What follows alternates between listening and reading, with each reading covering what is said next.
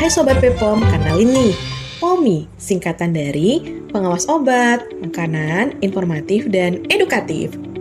Yuk ikutin video tutorial ini dan temukan gimana POMI bisa bikin kamu jadi masyarakat cerdas dan selalu aman dalam memilih produk. Ini bukan tutorial biasa, ini adalah momen di mana masalah bertemu dengan solusi dan kamu jadi pahlawannya. Di video ini, kita akan membongkar bukan cuma cara menulis capa, tetapi cara menjinakkan masalah seperti detektif ulung di dunia farmasi.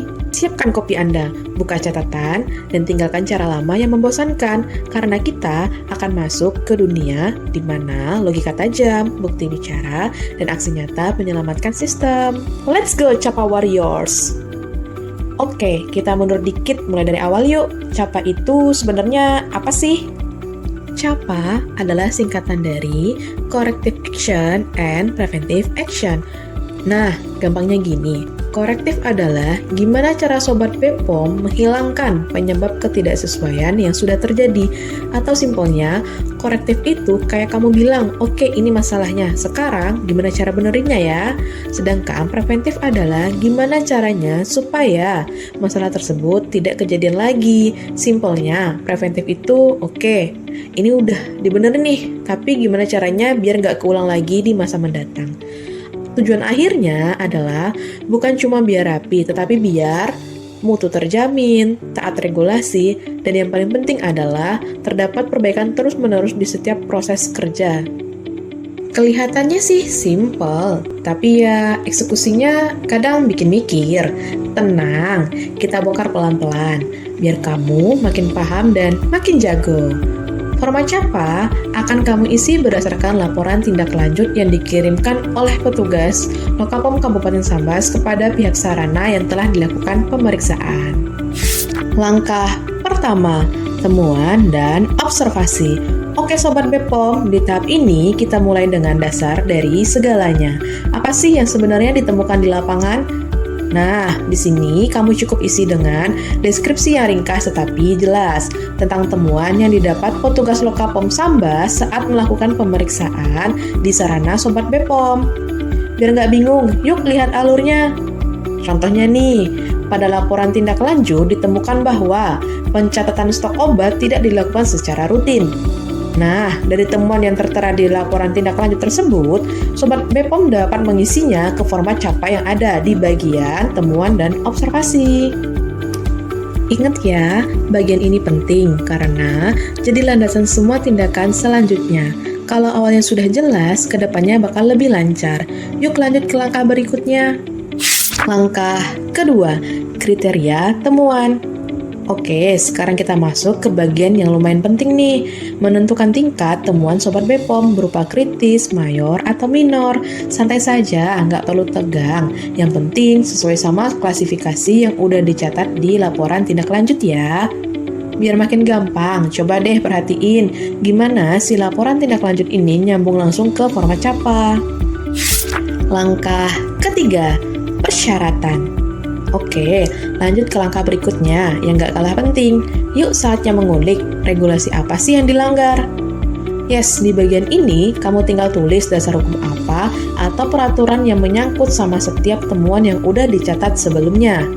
Gampangnya, kamu bisa langsung mengintip ke bagian peraturan yang dilanggar di laporan tindak lanjut. Cocokkan sama poin temuan yang lagi kamu bedah satu persatu. Langkah keempat, gap analisis atau identifikasi masalah. Langkah keempat ini berfungsi mencari akar masalah. Ini nih yang sering Sobat Bepom bingung cara mengisinya. Mari kita bahas tips dan trik agar Sobat Bepom mudah mengisinya. Untuk membantu proses ini, kita bisa gunakan pendekatan 5 Why Analysis yang merupakan sebuah metode sederhana tetapi sangat efektif untuk menggali akar penyebab dari suatu masalah. Gimana sih caranya? Caranya yaitu dengan mengajukan pertanyaan kenapa secara berulang, biasanya hingga 5 kali, sampai kita menemukan penyebab paling dasar yang harus ditangani. Sebagai contoh, terdapat temuan pencatatan stok tidak dilakukan secara rutin. Yang pertama adalah, kenapa pencatatan stok tidak dilakukan secara rutin? Jawabannya karena petugas sering lupa melakukan pencatatan setelah menerima barang. Yang kedua adalah, kenapa petugas sering lupa melakukan pencatatan? Jawabannya adalah karena tidak ada pengingat atau sistem yang memfasilitasi pencatatan secara otomatis. Yang ketiga adalah, kenapa tidak ada pengingat atau sistem pencatatan otomatis? Jawabannya adalah karena belum adanya prosedur standar yang mewajibkan penggunaan sistem pencatatan secara digital. Yang keempat adalah, kenapa belum ada prosedur standar untuk pencatatan digital? Jawabannya adalah karena organisasi belum melakukan pelatihan dan sosialisasi terkait pentingnya pencatatan stok yang terstruktur. Dan yang kelima adalah, kenapa pelatihan dan sosialisasi belum dilakukan? Jawabannya adalah karena manajemen belum memprioritaskan pengembangan sistem dan pelatihan untuk pengelolaan stok.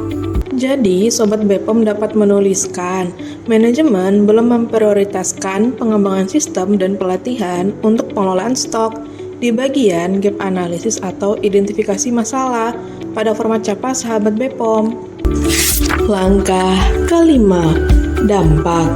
Pada bagian ini, kita akan mengisi kolom dampak, yaitu kolom yang menjelaskan akibat yang ditimbulkan jika sesuatu tidak memenuhi persyaratan.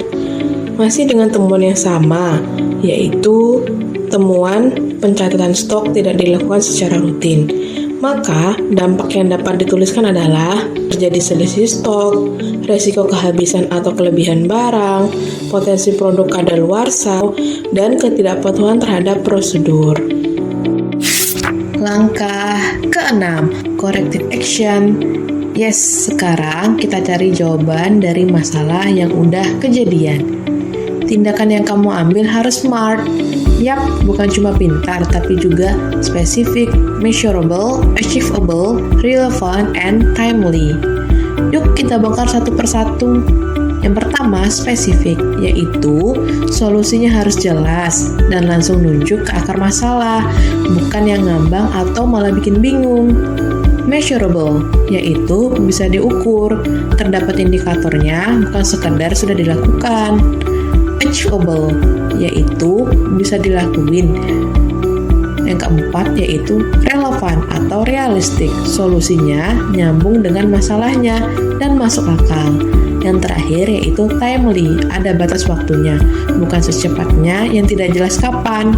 Nah, biar makin jelas kita kasih contoh ya. Contoh yang kurang oke, yaitu memberi teguran kepada pegawai. Itu hanya marah-marah tanpa memberikan jalan keluar yang baik. Contoh yang smart banget yaitu menyusun dan mensosialisasikan SOP penyimpanan obat yang dilaksanakan oleh apoteker penanggung jawab paling lambat 28 Oktober. Di atas adalah contoh dari poin temuan pencatatan stok tidak dilakukan secara rutin. Tuh, beda jauh kan? Yang satu belum memberikan solusi terhadap masalah yang ada. Yang satu lagi benar-benar ngasih solusi yang jelas, bisa diukur dan punya target waktu. Langkah ketujuh, preventive action. Yap, ini dia, jurus pencegahan jangka panjang. Kalau corrective action itu buat beresin yang udah kejadian, sedangkan preventive action itu biar nggak kejadian lagi di masa mendatang. Think of it like a shield. Ini bukan bonus atau tambah-tambahan iseng. Ini tameng kita dari ulangan masalah yang sama di masa mendatang. Yuk biar makin jelas kita ambil contoh ya. Pada temuan, pencatatan stok tidak dilakukan secara rutin. Nah, daripada kejadian lagi, kita bisa bikin nih preventive action-nya berupa menetapkan agenda evaluasi mingguan oleh apoteker penanggung jawab atau APJ untuk yang pertama, mengecek konsistensi pencatatan, yang kedua, membandingkan data dengan stok fisik, yang ketiga, memberi masukan langsung jika terdapat hal yang tidak sesuai. Gimana? Udah jelas kan bedanya? Korektif itu beresin masalah yang udah terjadi, sedangkan preventif mencegah masalah sebelum balik lagi. Perlu diingat, preventive action bukan sekadar pemanis di akhir, tetapi langkah cerdas biar kerjaan kedepannya makin mulus. Langkah ke-8, batas waktu penyelesaian. Nah, Sobat Bepom, kita masuk ke langkah berikutnya, menentukan batas waktu. Yap, di bagian ini kamu tidak cukup cuma bilang akan dilakukan, tetapi kapan tepatnya waktu itu dilakukan. Misalnya, masih dengan kasus yang sama nih, pencatatan stok tidak dilakukan secara rutin. Kamu udah punya tindakan perbaikan berupa menyusun dan mensosialisasikan SOP penyimpanan obat oleh apoteker penanggung jawab. Dan tindakan pencegahannya berupa menetapkan agenda evaluasi mingguan oleh APJ untuk mengecek pencatatan. Great, bagus. Sekarang tinggal kita kasih batas waktunya nih. Contoh, tindakan perbaikan dilaksanakan paling lambat 30 Oktober. Tindakan pencegahan dimulai minggu pertama bulan November dan dilakukan secara rutin. Kenapa ini penting? Karena tanpa batas waktu, semua rencana itu hanyalah wacana. Dan kita di sini bukan tim wacana ya, tapi tim tuntas, tepat waktu, dan terukur. So, pastikan semua tindakan yang kamu tulis punya deadline yang realistis dan bisa direalisasikan ya Sobat Bepom.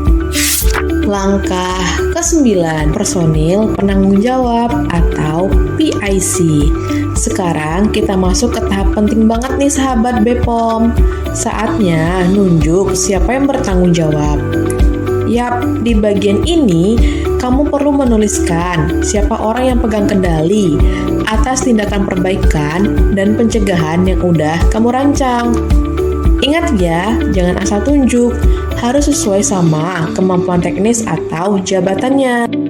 Masih dengan contoh temuan yang sama, yaitu pencatatan stok tidak dilakukan secara rutin. Kalau begitu, siapa yang pas bertanggung jawab ya?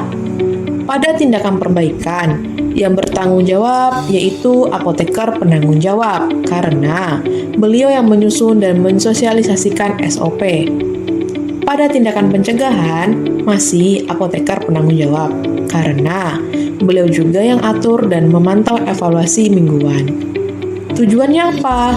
Biar semua rencana yang udah disusun bisa berjalan dengan optimal, konsisten, dan bisa dievaluasi dengan jelas. Karena tanpa penanggung jawab yang jelas, tindakan yang bagus pun bisa gantung di udara.